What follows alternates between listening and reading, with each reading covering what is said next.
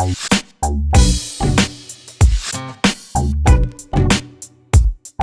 everybody, this is innocraft here, and today I'm going to show you something called the pyramid door.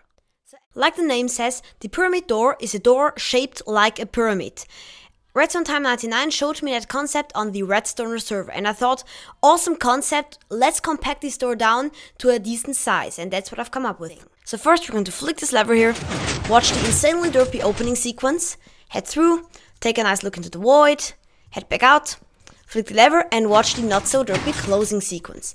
The door is not the fastest, but I mainly concentrated on the compactness of this thing and not on the speed. And yes, it's really compact, and now we're going to take a look at the redstone behind it. So as you see, this thing is really compact. It was really hard to make this double extender down here work, but I think it turned out very well, and I'm going to do a tutorial in a couple seconds.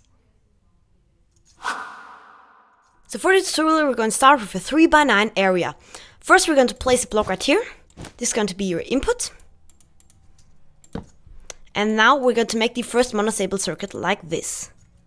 Block here, torch on top and torch on the side. Place a sticky piston right here with a block on its face.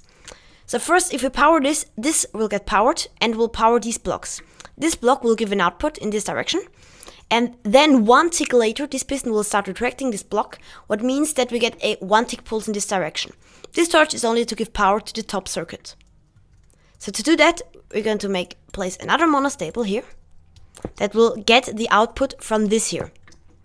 So now if we power this, this dropper will move its item into this hopper, which means this comparator will unpower, place any item into the dropper, and this will unpower, and this torch will power.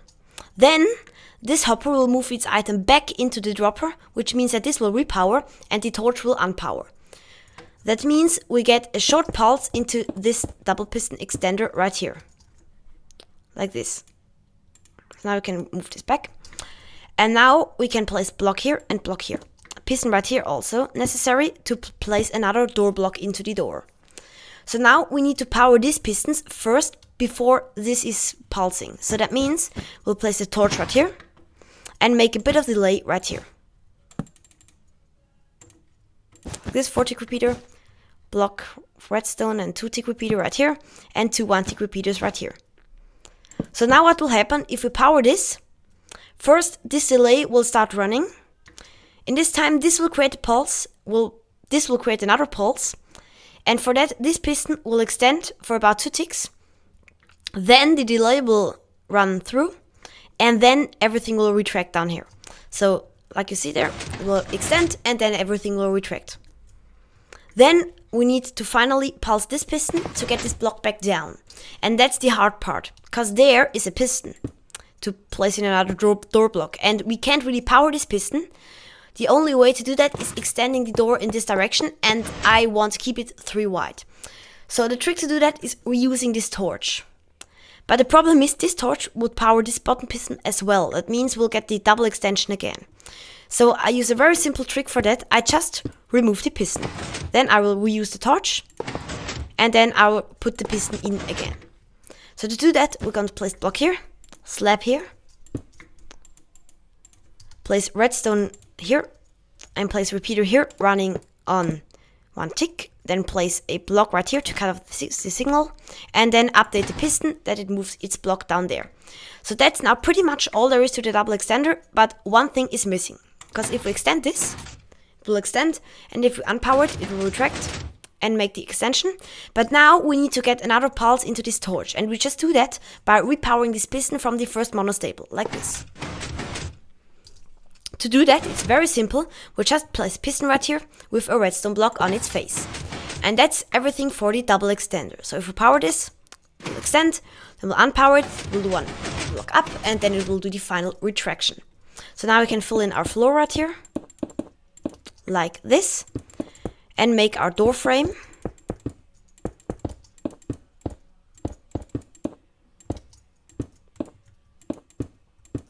Like this. Then we can make the piston layout. Piston right here, piston right here, piston right here. Piston on the top one. Like this. And a piston right here. and a piston finally right here. So now what will happen is this will power, then this will power as well, and this top one will power. And now only these three are left, so this will power, and this system here will power. Then we have the entire closing. Then these will all retract. This one will retract, and this one. Then the double extender will push this block up, and this block is getting removed from the top piston. So now to do that, this piston is very easy to wire. We only have to place the block here, then this torch will power it. And then to power the other pistons, we'll place a sticky piston right here, block right here, piece of sand right here,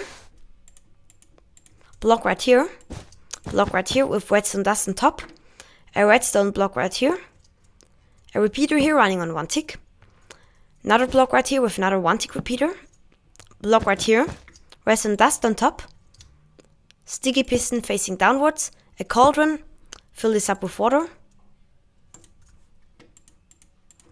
place a block here, place block here with a comparator, then place 2 blocks here and a piece of redstone dust. So now if we'll power this will power, means that this will extend up here, and then this repeater will receive power. This will extend, powering this comparator, and then these 2 blocks will get power, so that means these 3 pistons will extend. But now we also need to extend this piston at the top here with a little bit delay. So these will need to extend, and then a little bit later this will extend. So to do that, we'll first fill in the rest of our door frame. Place a comparator right here. Place blocks right here and a 4-tick repeater, powering into this block and with a torch, and this will power this piston after a little bit of delay.